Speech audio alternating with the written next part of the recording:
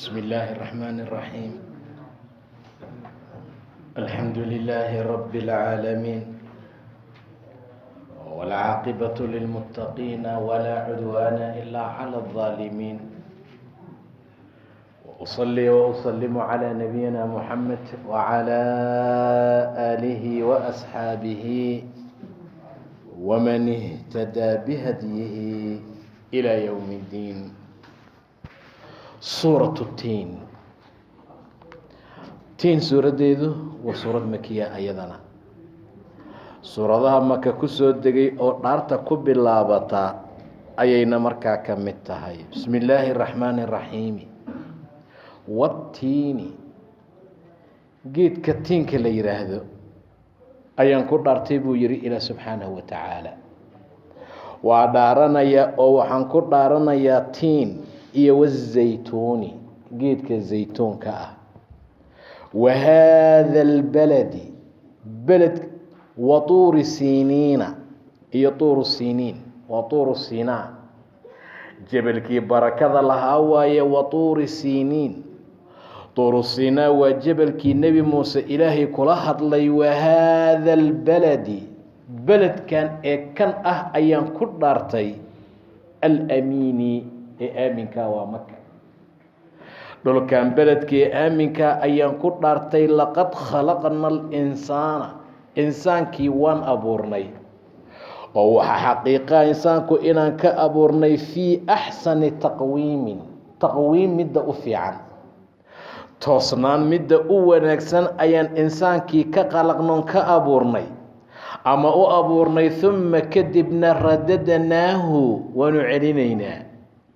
insaankii waa la celinayaa taqwiim iyo toosnaanta wanaagsan kadib. asfala saafiliina, meel hooseysa hoosteeda loo celinayaa. ila aladiina, kuwii mooyaane, aamanuu rumeeyey, wa camiluu, camal qabtay oo shaqeeyey, camilu saalixaati, camalada saalixaadkee wan wanaagsan qabtay, kuwa asfala saafiliin ma loo celinayo, meel hooseysa hoosteeda loo celin maayee. falahum waxay leeyihiin ajarun, abaalgud, ajar iyo jaza ayay leeyihiin. hayru mamnuunin, mid la mamnuuco la gooyo aan markaa ahayn, abaalgud aan laga kala goynaynin. famaa yukadibuka, maxaa ku beeninsiinaya marka? maxaad u beeninaysaa bacdu, markaa kadib? xujada iyo aayadaha cadcadkaa markii lagu tusaaleeyey ee lagu tusay insaanow, maxaad u beenisay biddiini, maalinta qiyaamaha? diinka maxaad u beeninaysaa? alaysa allaahu, ilaahay miyuusan ahayn? waaba yahaye biaxkami alxaakimiina, inta xaakimiintee wax xukunta midka ugu xukun fiicane ugu cadaaladsan ma ahan miya ilaah subxaanahu wa tacaala? balaa wanaxnu calaa dalika min ashaahidiin. haa, iska daa inuusan ahayna alla waayahay, annaguna xaaladaa shaahidiin iyo kuwa qiraya ayaan markaa nahay. saana markaa waa la sunneeyaa in markii suuraddu dhammaato saa markaa la yidhaahdo. ilaahay waa dhaaranaya subxaanahu wa tacaala, waxaana loo dhaartay ama lagu dhaartay insaankan qiimaha iyo sharafta ilaahay uu u yeelay subxaanahu wa tacaala. tiin iyo zaytuun, wa tuuri siiniin, wa haada albaladi alamiin. afartaa ashyaa ayuu ku dhaartay. watiini, waa geedka tiinka ah. tiinku waa geed asagu markaa la cuno. zaytuunkana midkan jawaafaha la yidhaahdo, oo zaytuunka caadigee soomaalidu ay taqaana ma ahee, waa zaytuunka geedka ahee saliidda markaa laga sameeyo, kaasaa markaa loola jeedaa. wazaytuun, olyolivada iyo zayd saytuunka iyo saliidda noocaas ah laga sameeyo, kaasaa markaa loola jeedaa. qur-aankuna wuu noogu imaan doonaa. ilaah wuxuu ka dhigay geedka noocaas ah wax goosaar noqda iyo wax lagu duhunsado labadaba. biduhni wa sibqin lilaakiliin, dadka wax cunayana goosaar bay ka dhigtaan. kibista ama muufada inta lasoo qaado dhexda laga geliyo la cuno. shaac cadays haddaad u hesho wax ka macaan badan ma laha. laakiin wax yar oo kharaar ah ayuu markaa leeyahay waa geed aad iyo aad u fiican. wa tuuri siiniin, tuuru siiniinna waa la yidhaahdaa. tuuru siinaanna markaa waa la yidhaahdaa waa jabalkii nebi muuse ilaahay kula hadlay subxaanahu wa tacaala. jabal barakaysan ayuu ahaaday. wa haada albaladi alamiin, beledkan ee aaminka ah makaa markaa loola jeedaa. idan watiini wazaytuun oo shaam markaa ah oo nebiyadii ka soo bixi jiray. wa tuuri siiniin oo ayadana loola jeedo nebi muuse calayhi salaam meeshii lagula hadlay. wa haada albaladi alamiin oo ah meeshii nebi moxamed waxyiga loogu soo dejiyey. marka ambiyadii weliba ugu qiimaha badnaa, kuwii ululcasmiga lagu tilmaamay meelihii ay ka soo baxeen inay tahay, taasaa markaa la tilmaamayaa. watiini wazaytuun, nebi ciise calayhi salaam ululcasmi buu ka mid yahay. waa meelihii laga soo saaray nebiyadii reer bani israa'iil gobol ka mid ahna alla uu ka soo bixiyey. tuuru siinaa waa la mid ayadana nebi muuse ululcasmiga ka mid ah yaa laga soo diray.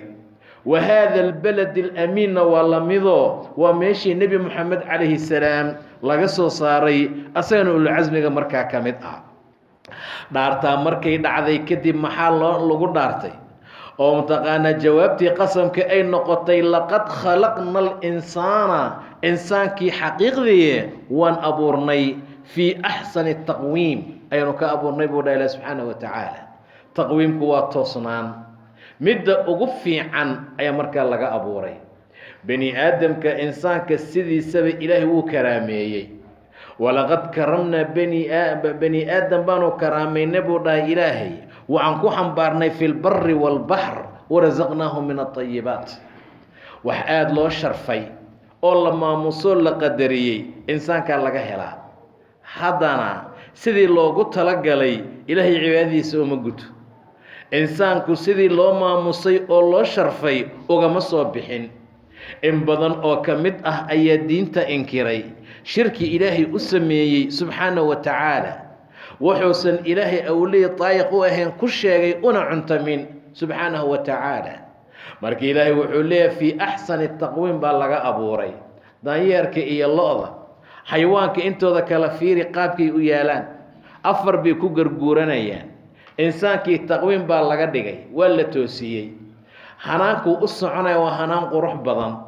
madaxiisa meesha la saaray iyo habka loo sameeyey kaalay arag. ilaahay wuxuu ku rumeeyey subxaanahu wa tacaala, ilaahay waa allaha idin suuradeeya. fa axsana suwarakum, surooyinkiina ilaahay wuu qurxiya subxaanahu wa tacaala. indheen haddii gadaal la marin lahaa ka waran, lugta haddii kor la marin lahaa, gacmahana hoos la geyn lahaa, see xaalku noqon lahaa. dhibaato aad iyo aad u weyn bay noqon lahayd. insaankuna mataqaanaa ma ahaan lahayn mid taqwiim ahoo markaa toosan. marka bani aadamkii waa la karaameeyey, bani aadamkii waa la qurxiyey. bani aadamkii ilaahay baa suuradeeyey subxaanahu wa tacaala. huwa aladii yusawirukum fi larxaami kayfa yashaa laa ilaaha ilaa huwa. asaga maahana alla kaloo xaqnimo lagu caabudaanana ma jiro. xataa hooyada iyo aabbaha lagalama tashanin oo lama dhihin see idiin sameeyaa canugiina. adiga ma lagula tashanin. sababtu waxay tahay bani aadamku ma yaqaana maslaxadiisa.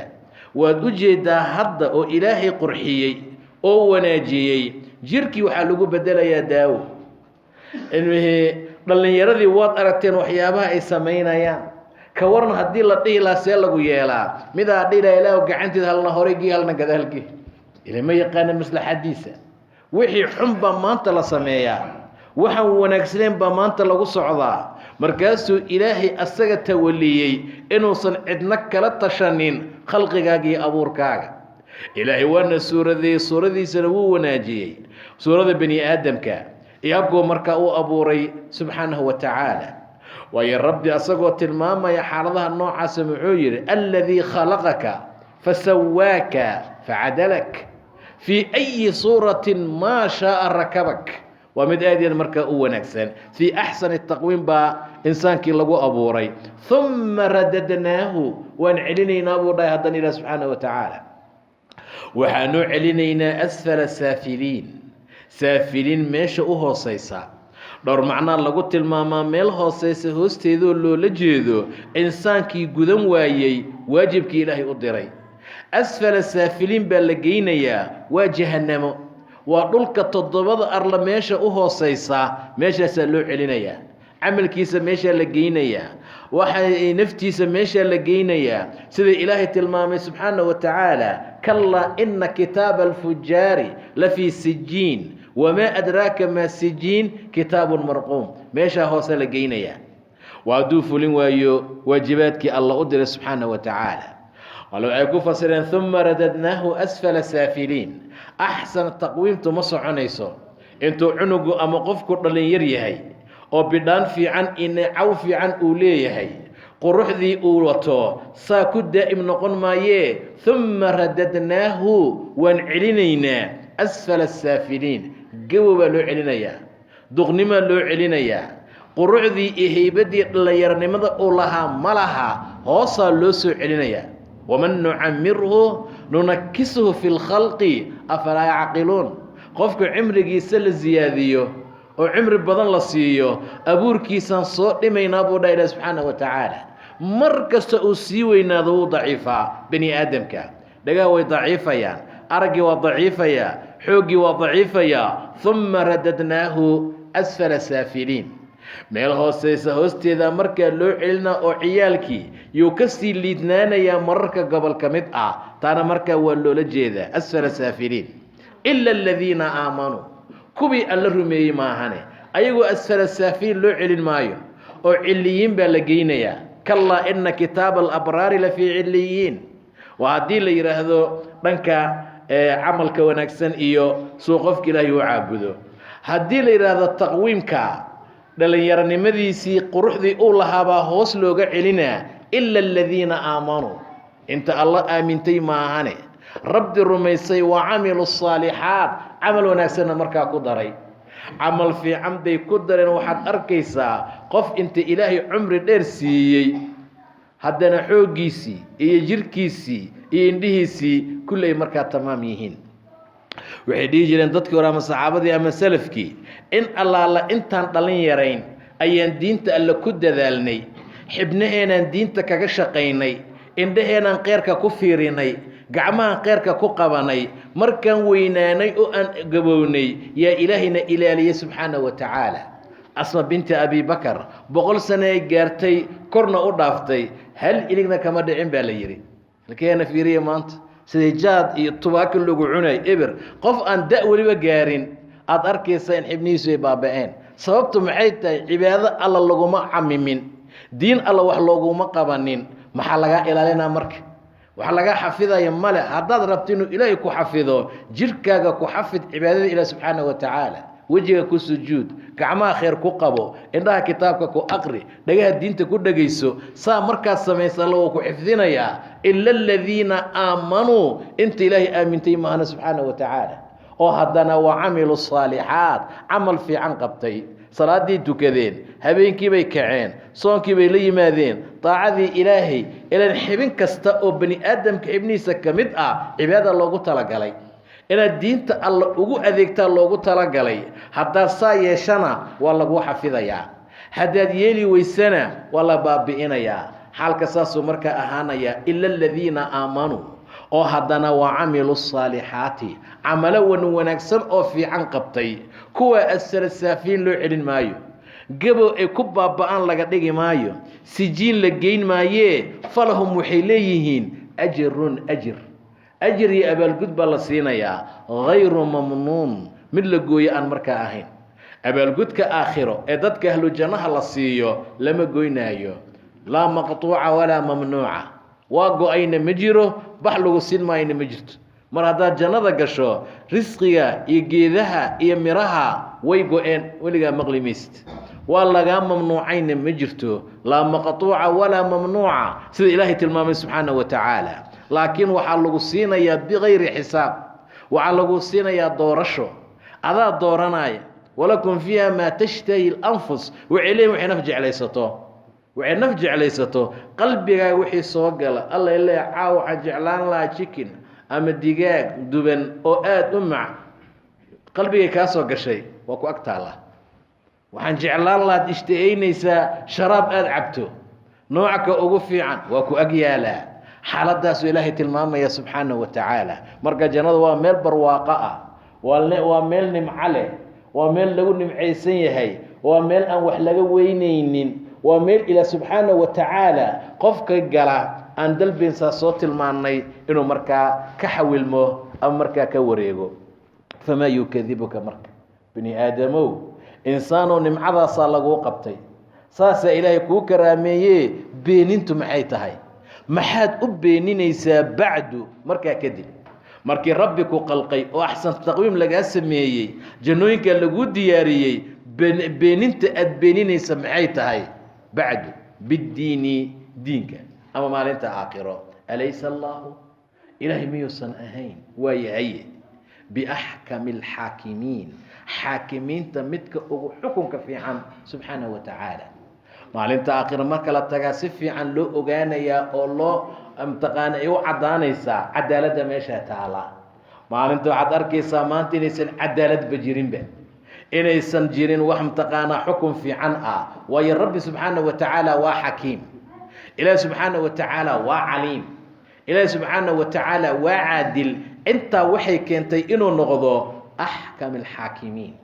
inta xaakimiinta midka ugu xukunka wacan uguna xukun fiican suuratu sharax suuraddeedu waa suurad makiya ayadana suuradaha maka ku soo degay ayay markaa ka mid tahay galado fara badan oo nebiga loo qabtoo loo sameeyey iyo markaa wax ka tilmaami doontaa bismi illaahi araxmaani araxiimi alam nashrax miyaanan waasicinin buu dhaha ilaah subxaanahu wa tacaala waan kuu waasicinaye laka adiga sadraka laabtaada wawadacnaa sow kaama dhigin oo kaama dejin canka xaggaaga wisraka culayskii ku saarnaana sow kaama ridin alladii kaasoo anqada cuslinayay dahraka dhabarkaaga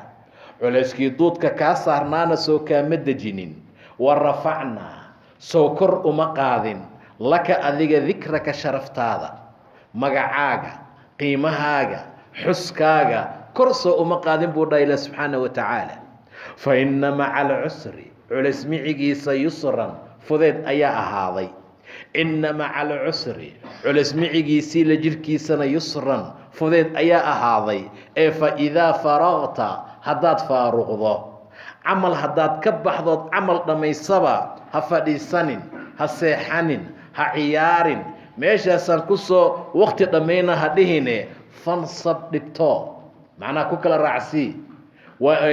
wa ilaa rabbika rabbiga intii ka ah ama rabbiga xaggiisana farqab rajay oo doondoon meel kastood ka helayso naxariista ilaah subxaanahu wa tacaala nebi moxamed sala allahu calayh wasalam waxyaabaha loo sameeyey axad caalamka jooga oo loo sameeyey ma jiro sababtu waxay tahay inta rabbi khalqay ayuu u khayr badnaa sala allahu calayhi wasalam maxaa loo sameeyey marka nimcooyin fara badan waxyaaba galada badan buu ilaahay u galay subxaanahu wa tacaala waxa ugu horeeya waa laabtoo loo waasiciyey qofku ilaahay khayr la doono yashrax sadrahu lilislaam laabtiisa islaamka lagu sharxaa qofku ilaahay khayr aan la dooninna yajcal sadrahu dayiqan xarajan kaannamaa yasacadu samaa waxaad u malaysaa laabtiisa ciriiri waxaa laga dhigaa waxaan waxgelaynin maantao dhan waa fakera maantao dhan tafshaanaan ahay buu leeyahay maantao dhan stress ahay buu leeyahay laabtii baan waasic ahayn diinta kuma waasicsana haddii ay ku waasicsanaan lahayd ilaah qof khayr la doonay buu ahaan lahaa subxaanahu wa tacaala laakiin nebiga waxaa la leeyahay alam nashrax laka sadraka laabta sow kuuma waasicinin istifhaam iqraari waayo waa lagu waasiciyey in loo waasiciyey ayaa xaqiiqaa nebiga sal allahu calayh wasalam laba si baa loogu waasiciyey xagga macnawiga iyo xagga mataqaanaa xisiga xataa waxaa dhacday si caddaan ah in nebiga laabta looga jeexay camaliye inta lagu sameeyey habeenkii israa'iil micraajka markuu aadayo kale jibriil baa intuu saa u jeexay ilaa maraaqa batnihi laga gaaro waxa uu ka soo bixiyey cadyar ama wax wasaq ah waa laga tuuray waa nasiibkii shaydaanka kugu lahaa baa la yidhi cadxinjir ahoo madow waxaa la keenay biyaha zamzamka waa lagu dhaqay baaf xikmad iyo iimaan ay ka buuxdaa la keenay waa lagu shubay markaasaa nebiga lagu talay sala allahu calayhi wasalam idan laabtiisu waa waasic shaytaan wuxuu ka qaadi kara ma laha xataa wuxuu yidhi haddii aad riyo igu aragtaan xaqnimaad ii aragteen shaytaanka iskama kay soo dhigi kara aniga iskama kay soo mathaali karo marka laabtii waa loo waasiciyey si oo xisi ahna waa loogu sameeyeyo laabta nebiga sala allahu calayhi wasalam waxaa la geliyey xikmo aad iyo aad u weyn geesinimo deeqsinimo sharaf cafin dulqaad xilmi taasaa kaliftay inuu ummadda oo dhan diinta markaa gaarsiiyo intii la ugu talagalay subxaanahu wa tacaala alam nashrax laka sadraka marka laabtaadii sow kuuma waasicin wawadacna sow kaama dhigin oo kaama dejinin canka xaggaaga wisraka culayskaaga wisriga inta badan dembigaa lagu tilmaamaa maalinta aakhiro markuu rabbi tilmaamayo ummad badan baa imaanayo awsaar bay dhabarka ku wadaan awsaarta la tilmaamayo waa dembiga walaa taziru waasiratun wisra ukhraa wain tadcu muhqalatan ilaa ximlihaa laa yuxmal minhu shay walow kaana daa qurba hadday u wacata mid ee dhaada kaale wax ila qaad lala qaadi maayo ka u wactay qaraabo ha ahaadee kan ugu dhow dadka haba noqdo buu dhaha ila subxaanahu wa tacaala marka wadacnaa canka wisraka waa markii lagu soo dejiyey liyakfira laka allahu maa taqadama min denbika wamaa ta'ahara kuu dhaafnay nebi maxamedo wixii tegey iyo wacdeen haddana waa la macsuumiyey waa la xafiday waa la ilaaliyey wawadacnaa canka wisraka kaana waa kaa qaadnay san hore usoo tilmaanayna waxaa kaloo dhici kartaa waxyaabaha mataqaanaa zalalka ah ee nebiga ka dhaca ama nebiyada qaswatu tabuuk oo kale rag badan oo munaafiqiina ayaan aadin mar allaala markuu rasuulku soo noqdayna waxay dhaheen shaqalatna amwaaluna wa ahluuna qola saasay yidhaahdeen kuwa waxay dhaheen dhibkaasaa markaana haystay cudurdaar been ah ayay u sheegteen nebigu waa ka aqbalay sal alla alayh wasalam cafa allahu canka lima adinta allah ilaahay ha kaa cafiye maxaad u idintay marba xaaskiisii asagoo raba inuu raali geliyo malab uu soo cunay buu ka dhaartou dhayo dib dambe u cunima waana iga xaaraan yaa ayuha nabiyu lima tuxarimu maa axala allah baa lagu soo dejiyey waxyaabaha ijtihaadka noocaasoo kalena waa suuragal in loola jeedo wisri maxaa loogu cabiray marka waxaa loogu cabirayaa nebi moxamed sala allahu calayhi wasalam wanaagyaalka iyo khayrka ilaahay siiye badnaanteeda darteed wax yar ama qofka iimaanka lehba wax weyn buu u arkaa rasuulku muxuu xadiid ku yidhi qofka mu'minka ah dembigiis wuxuu u arkaa jabal iyo dhagax soo dumaya buur iyo derbi soo dumaya nin hoos fadhiya oo kale saas markuu u arka ma fadhinayo wuu ka cararayaa laakiin qofka munaafiqa ah ama mataqaanaa diinta aan ku wanaagsanayn wuxuu u arkaa sidii tixsi oo kale buu dhahay nebiga dembigiisa oo sankiisa agtiisa maraaya saasuu iska leeyahay marka wax weyn lama ahaba qofna dembigii yaraantiisa iyo kii u yaraaba wuxuu arkayaa buur soo dumaysa waa ka ordayaa ma samaynaayo laakiin kii tixsiyoo kale u maleeyo saa iska dhahay ka waran waa ku dhex dhacdhacayaa waana samaynayaa wawadacnaa canka wisraka alladii culayskaasoo anqad cuslinaaye anqadka waxaa loo yihahdaa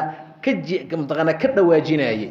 ilan wax culus marka shay lama la saaro jiiq iyo qiiq saasuu markaa leeyahay marka anqadka kaasaa la yidhaahdaa dahraka dhabarkaaga ka dhawaajinaayey culayska dartii amase anqada cuslinayey dahraka dhabarkaaga wa rafacnaa kor baan u qaadnay oo waan kor yeelnay laka adiga dikraka sharaftaada xuskaaga iyo magacaaga kor baa loo qaaday rasuulkii ilaahayo ninka mu'adinka markuu aadaamayo ilaahay marka la sheegaba meelo badan yaa nebiga la raacsiiyaa oo lagu daraa ashhadu an laa ilaaha ila allah markuu yidhaahdo ashhadu anna muxameda rasuullah buu leeyahay atixiyaadka aqri nebi maxamed magaciisaa ku jira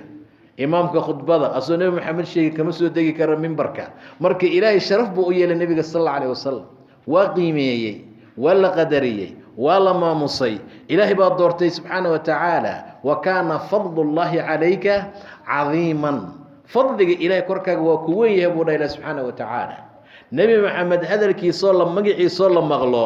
haddaysan dadkoo dhan allahuma salli calaa muxamed dhihin nus way dhahayaan waa sharaf ilaahay siiye subxaana wa tacaala wa rafacnaa laka dikraka dikrigaaga iyo magacaaga xuskaagii maamuuskaaga waan kor yeelnay fa inna maca alcusri yusran inna maca alcusri yusra maxaa la leeyahay marka haddiiba intaa laguu sameeyey ummaddan aad diinta gaarsiinaysana ay ku caynayaan saaxir majnuun wawaalan yahay dhibaato iyo qof kastoo culays ku jiraa ogow micigiisa yusri baa ahaaday fa inna maca alcusri yusra inna maca alcusri yusran uma lama dhihin waa maca wuu la socdaa culays markaad dareento oo aad maanta dhibaato ku asiibto ogow oo ha qusanin fudeyd baa kaaga dambeeya fudeyd baa la socdaa weli waxaa la yidhaahdaa waa laba yusri oo hal cusriya ku dhex jira ma ka adkaan karo fa inna maca alcusri yusran cusrigaa maca alcusrida ah yusri baa ka dambeeya inna maca alcusri yusran marka waxay yidhaahdaan waa laba yusri yusrigan dambe ee fa inna maca alcusri yusranta ay tiri maca alcusrigaa yusri baa ka dambeeya marka waa laba faraj waa laba fudayd hal culeys baa dhexda oga jira suga adkaan karaa marka waa ma jirto maxaa la rabaa marka dulqaad bis waxaa la rabaa sabir haddii cudurku haayo insha allah ilahi wuu kaa qaadaya faqri haddaad ku jirto ilaah wuu kaa bixinayaa dhib iyo murug hadday ku haysato ilaahi wuu kaa saaraa subxaana wa tacaala bal asbaabtiina la imow ilaahayna bari ogow inuu ilaahay bishaaradaa dhiibay subxaana wa tacaala inna maca alcusri yusran culis micigiisa fudayd ayaa ahaaday fa idaa faraqta markaad faaruqdo ood camal dhammaysood ka baxdaba fansab ku kala raacsi haddana saab samey isdhib macnaha dhibto ila adduunka inaad dhibtootaa laguu keenay inaad diinta alla halgankeedaad ku dhibtooto in imtixaanka lagu sar aad ku dhibtooto sabir badan aada la timaado camal aakhiraad dhamaysay camalkii aakhira markaad ka faaruqday ku adduun raacsiiso ku anfaca camal adduun baad faaruqday ku aakhir raacsi oo haddana mataqaanaa dabadhig fa idaa faraqta fansab marka daa'iman waxaad noqotaa qof camal qabtaa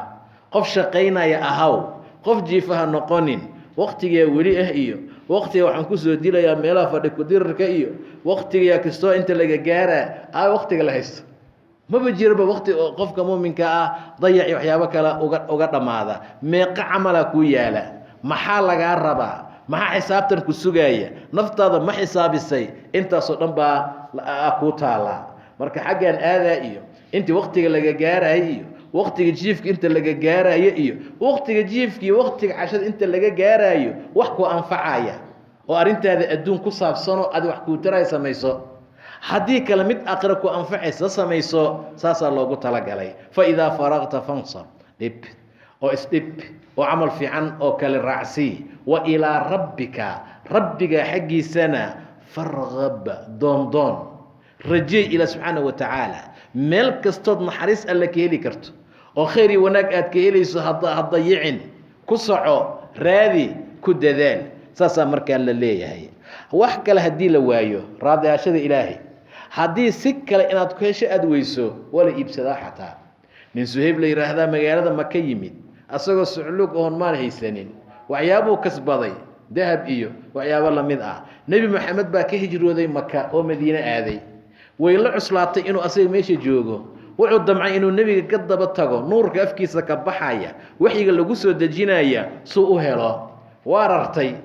magaalada maka asoo ka bixi rabaa la hor istaagay ma bixaysidaa la yidhi adoo hantiila la-aan ah shilna haysan baa timid xoolihii waxyaad meesha ku kasbatay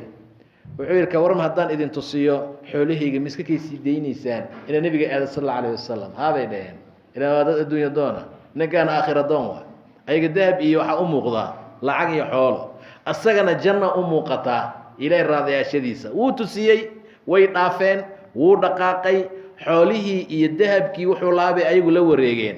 nebi maxamed markuu madiine ugu tegay meel dheer markuu ka arkayba wuxuu yidhi baa la yidhi rabixa suhayb see buu ribxay wuu faa'iiday xoolihii laga qaatay buu nebiga ribix ku tilmaamay ilan diinta se wax u miisaanto isa anagu wax u miisaano isma laha waa ribxay suhayb waa faa'iiday suhayb khayr buu gaaray suhayb wa min annaasi man yashri nafsahu ibtiqaa'a mardaatila baa ilaahay soo dejiyey dadka waxaa ka mid a dad iibsanaya raadaashada ilaahay si kale ku helaan bay waayeen xooloodii bay bixiyeen say u helaan marka ilaahay xaggiisa doondoon oo rajay suuratu duxa waxaa suuraddeeda ayaduna waa suuradaha maka ka mid ah waduxaa barqadii baan ku dhartay buu yidhi ilaahay iyo waleyli habeenkii idaa sajaa markuu mugdiyoobo ama uu daboolo mugdigiisa maalintii iftiinkeeda uu markaa ku daboolo maa waddacaka kaama tegin kuma sagootin nebi moxamedow rabbuka rabbigaa wamaa qaala mana kuu xanaaqin mana kuu caroonin walal aakhiratu aakhira khayrun kaaga khayr badan laka adiga min al-uulaa middan adduunkee hore wala sawfa dib dambana yuctiika wuu ku siin doonaa rabbuka rabbigaa fatardaa markaasaad raalli noqonaysaa alam yajidka sow kuma helin yatiiman adigoo agoon ah oo fa'aawaa sow kuma soo dhoweynin buu dha ilaah subxaana wa tacaala fa'aawaa sow kuma soo dumin wawajadaka waan ku helnay ama sow kuma helin daalan adigoo dhunsan oo fahadaa sow kuma hanuuninin wawajadaka waan ku helnay ama sow kuma helin caa'ilan adoo faqiir ah oo faaqna sow kuma deeqin sow kuma taajirinin faama alyatiima agoonta ama agoonka falaa taqhar ha dhibin ha qahrin agoon baad ahaan jirtay nebiga aabi wuxuu dhintay asagoo caloosha hooyadii ku jira hooyadiis waxay dhimatay asagoo 6 jir ah awowgii wuxuu dhintay asagoo 8 jir ah nebiga 8 sano markuu jiray hooyana ma lahayn aabbana ma lahayn awowna ma lahayn yatiinnimaad ku soo kortay agoonka xanuunkiisa waad og tahay faama alyatiima falaa taqhar ha qahrin ha dhibin wa ama asaa'ila midka saa'ilkee tuugsanaya ee wax ku weydiisanaya falaa tanhar ha hororin ha canaananin macnaha wa amaa binicmati rabbika rabbiga nimcadiisana faxadid sheeg ama ku shukri saana markaa waa la yidhaahdaa marka ilaahay subxaanahu wa tacaala wuxuu ku dhaarnayaa barqadii gabadhii aan soo tilmaanay umu jamiil ahayd waxyigaa nebiga ka soo daahay sala allahu calayh wasalam muddana jibriil uma imaanin markaasay tiri kii nebinimada sheeganaya fiiriya eygii u imaan jirayna wuu nacay jibriil bay ula jeedaa ma loo yimaado ilaahiisana wuu nacay xaaladdaa markay ay tiri yaa intuu ilaahay dhaartay oo ku dhaartay duxada iyo habeenkii ayaa wuxuu sheegay inaana lana nici doonin nebi moxamed sal allahu calayh wasalam waduxaa duxadii baan ku dhaartay waa xilliga barqadoo qoraxdu intay soo kor noqoto ay dhulkuna uu kuleyl markaa noqdo duxadii baan ku dhaartay buu yidhi ila subxaanahu wa tacaala walleyli iyo habeenkii idaa sajaa waa markuu mugdiyoobo ama saji noqdo uu asturo uu daboolo meel kasta oo iftiin ahayd mugdigiisuu markaa ku daboolo maa waddacaka kaama tegin nebi maxamedow kuma sagootinin rabbuka rabbiga wamaa qala mana kuu caroonin oo kuuma xanaaqin ilaah subxaanahu wa tacaala loo xanaaqaa ma ihid ilaahay baa ummaddan oo dhan kuu doortay waxaa laguu diray caalamka o dhan inaad naxariis u noqoto maa waddacaka rabbuka wamaa qala walalaakhiratu khayru laka min aluulaa aakhiraa kaaga khayr badan midaan dhow midaan adduunka ee dhow aakhiraa kaaga khayr badan habeen buu nebigu riyooday weliba riyo dheer ayuu markaa arkayo qiso dheer oo socota markaa ah niman la cadaabayo ku daanka laga jeexjeexayo ku madaxa laga burburinayo wiilal iyo gabdho qaaqaawan oo jika muufiiti naar ku dhex jira oo qaylinaya nin webi imtaqaana dhiiga ku dhex dabaalanaya nin dheer oo aan la arki karin owlaad meel ku ciyaaraysa say laba nin baa waday markaa labadii nin say u sii wadeen ayaa waxay igeeyeen buu dhahay geed dheer fool bay yidhaahdeen geedkii baan kornay waxay igeliyeen daar aad iyo aad u qurux badan waxaa ku jiray daarta rag iyo dumar iyo ciyaal iyo waayeelo iyo dhalinyaro iyo kulli way iga bixiyeen gurigii ka qurux badan bay igeeyeen dhalinyaro iyo odayaal bas baa ku jiray way iga sii kor qaadeen waxay ii dheen madaxaaga kor u qaad kor baan u qaaday waxaan arkay sidii wax daruur oo kale ah guri saa ah oo aad u qurux badan markaase waxay ii dheen daaka manziluka kaa gurigaagii waay gurigaas ma jeedaa quruxda badan ee ugu koreeya adaa iska leh war idaayan iri buu dhahay ilaaha idiin naxariistee maba noqonayo baan gurigaa gale iska kaydaaya maya dheen cumri baa kuu dhimanoo aadan weli soo dhammaysanin haddaad soo dhammaysatana atayta mansilka gurigaa waa imaanaysaa marka waa loo fasiray qiso dheer beed meel kale noogu imaan doontaaye markaasuu nebigu ka soo kacay sala allahu calayh wasalam marka taa waxay tilmaamaysaa walal aakhiratu aakhira khayru laka kaaga khayr badan min aluulaa midaan dhow ee markaa adduunka ah waayo markii sakaraadku ahaa nebiga hadalladuu ku hadlay waxaa faadima markii aragtay xanuunka ahaa waxay tiri waa karbaabata aabbay la kurbeeyayow rasuulku muxuu ku dhahay laysa calaa abiiki bacda alyawm kurba aabbaha maanta wixii ka dambeeyey kurba korkiisa maba ahaanaysaba waa dhimana aakhiran aadaa jannadiisu markaa u socdaa waay wala sawfa yuctiika dib dambuu kuu siin doonaa rabbuka rabbiga fatardaa markaasaad raalli noqonaysaa nebigaa ooyey sala allahu calayhi wasalam jibriil baa loo soo diray maxaa ka ooyiyey ummaddiisa ayuu u walwalayay marka yaa rabbi ummatii intaasaa lagu siiyey oo ahlu jannaha saddex marka loo dhigay qayb ka mid a ahlu jannaha inta nisfu ahlu janna tihiin ummaddii intaa markii loo ballan qaaday buu ilaah yidhi walasawfa yuctiika rabbuka waayo nebi kasta ducuu lahaa nebiga wuxuu dha anitayda waan keedsaday ummaddeedaan u keydiyey maalinta aakhiro markay kurbadu badato dhibku bato mashaakil ka bato oo dadka oo dhan meel ay u socdaan iyo meel kale aysa kala ogeyn qoraxdu ay meeshaa taallay soo dhowaato kurbadu ay badato nebiyadaa lagu soo wareegayaa nebi kastaa loo taga wax noo qabo ilaahay nagala hadal maya ma bici kara aniga maanta sidoo kale ku kale nebi maxamed baa loo taga markaasuu yidhi anaa lii waa soo baxayaa wuxuu ku sujuudayaa carshiga hoostiisa ammaan aan weligiis ilaah lagu ammaanin baan ku ammaanayaa buu dhahay oo lay fura ilaahay buu mahadinayaa cabbaar baa layga aamusnaanaa markii dambe la wuxuu leeyahay yaa muxamed irfac ra'sak hay kor usoo kac marka kor usoo kac soo istaag madaxaa kor usoo qaad sal tucطaa weydiis waa lagu siinaya washfactu shafaac shafaaca dalab waa laga aqbalayaa hadalka ugu horeey muxuu leeyahay rabbi ummatii ilaa ummadda meesha laga kala kaxeeyo hal la xukmiyo markaasaa meesha lagu kala xukminayaa ummaddii oo markaa la kala wadayaa walasawfa yuctiika rabbuka fatardaa waad raalli noqon doontaa alam yajidka sow kuma helin yatiiman adigoo agoon ah faaawaa sow kuma soo dumin oo sow kuma soo dhoweynin waay waasaan tilmaanoo nebiga agoon buu ahaa markii aabbihii dhintay hooyadii dhimatay awowgii dhintay waxaa loo dumay ninkii adeerkii abi aalib lagu magacaabo abi aalib oo aad u difaacay oo garab istaagay oo ilaahay subxaanahu watacaala diintiisii nebiga markuu ummadda gaarsiinaya dadka ka celin jiray kaasaa markaa loo dumay xaggiisa laakiin nasiib xumuusan islaamin asaga oo gaalnimuu ku dhintay oo wajadaka daalan baadi adaa baan ku helnay daalka maxaa loola jeedaa nebi maxamed sal alla alay wasalam waxaa laga wadaa ummaddaadiyo wada dhunsan yaan keligaa kaa hanuuninay fahada saan soo tilmaanay intuu baxo wuxuu tegi jiray qaaru xira meeshaasuu alla ku caabudi jiray subxaanahu watacaala wuxuu fiirinaa tafkiirka koonkan sida uu qalqan yahay cirka iyo dhulka samaawaadka arlada wixii oo dhan buu ku fakerayaa marka fahada qole waxay dheen maalin baa adeerkiis abi aalib shaam u waday asoo tijaaro ah nebigana waa yar yahay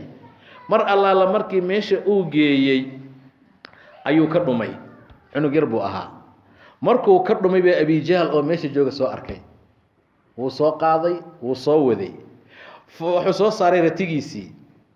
abijahl markuu nebi moxamed oo canug yar ah horay fadhiisiyana ratigu waa socdaa hadduu intuu soo qaada gadaal fadhiisiyana ma dhaqaaqaayo saasuu ahaa wuxuu ku keenay magaalada markuu adeerkii u keenay wawajadaka daalan fahada qolna saasay ku fasireen wawajadaka waan ku helnay caa'ilan adigoo ceyr ahoo faqiir ah fa agnaa waan ku taajirinay khadiijo maalqabeen bay ahayd waa loo tijaarin jiray xoolaheeda maalin bay waxay maqasheen nin amiin ahoo maxamed la dhaho saanaa joog igu wacay tiri lacag bay u dhiibtay tiri shaam geeye soo tijaarey ribix ka badan kii loo keeni jira buu keenay aamin buu ku keenay xoolihii waxay u bandhigatay inuu guursado waa uu guursaday markii horena ari buu raaci jiray sala allahu calayh wasalam reer maka yaa inuu ari u raaciyo waxoogaa sunuud ah ayay siin jireen haddana gabadhan xoolo qabeenka ah yaa ilaahay siiyey oo wajadaka caa'ilan fa agnaa waan ku tanaadinay qole saasay yidhaahdeen wawajadaka caa'ilan fa agnaa waxaa kaloo fiican in lagu fasiro xoolo inaysan ahayn laakiin iimaan iyo khayr alla u dhowaasho kii waa lagu tanaadiyey waayo nebigu xadiis buu ku dhahay taajirnimada la sheegaya ma aha xoolaha faraha badan inamaa hina nafs way nafsu qanacdaa ninaa bishii wuxuu qaataa $3,000 2 maalmood kadib deen buu raadinaya ma ku filna way hulcaysaa way gubanaysaa wiilab suuqan ka shaqeeyo 15,000 baa la siiyaa bil bay u gaaraysaa marka goor kamid ayadoo wax yar laga isticmaalay waa qanaaca loo baahan yahay marka qofkii inuu qanaaco lahaado qanaacadu waa kanzi aan markaa dhammaanaynin qofku wuxuu ilaahay siiya duu raali ku noqdo ilaahay waa deeqaya subxaanahu watacaala warda bima qasama allahu lak takun agna annaas wuxuu ilaahay ku siiya ha kuu yaraado ha kuu badnaado raali ku noqo ummadda adaa ugu taajirsan buu dhahay nabiga sala allahu calayh wasalam laakiin nin ilaahay ka eed sheegta ha noqonin wawajadaka caa'ilan fa aghnaa fa ama alyatiima agoonta falaa taqhar ha qahrin ha dhibin agoon iska ilaali wa ama asaa'ila saa'ilka dad waxaa jira tuugsada wax ku weydiisto hor wejigaaga imaanaya falaa tanhar ha hororin ayagana macnaha ha canaananin war nin weyn baatee baa shaqaysat war waa maya haddaad waxaysatana sii haddaadan haysanna ilaah noo sahla dheh u duceey saasaa markaa lagaa rabaa laakiin inhaar iyo goodi inaad ku samayso macnuhu ma aha wa amaa binicmati rabbika rabbiga nimcadiisana faxadith ku shukri nimcadu ilaahay ku siiye shukri hala yimaado shukriga way kuu dabraysaa nimcada wayna kuu celinaysaa faxadith ha kaa muuqato tana waa la yidhaahdaa xoolaad haysataa lacag fiican baad ku shaqaysaa qamiis jexjexadh waa wadataa ha yeeli ilaah hanti ku siiyey xoola lagu siiyey meel xun waa deganta dhib kale ayadana ilaah xoolo ku siiyey kabahaagana waa go-an yihiin ha yeelin ayadana taajir kabalaba baa la dhihi jira saas ha noqonin waa inaad noqotaa qof nimcadii ilaahay uu siiye ka muuqataa saa markaa noqo wa amaa binicmati rabbika faxadith ku shukri ama sheeg oo waxaad u sheegtaa nimcada ilaahay muujin aad muujinaysa ilaahay markaa kuu nimceeyey سبحانه وتعالى سورة الليل وبالله توفيق الله سبحانه وتعالى أعلم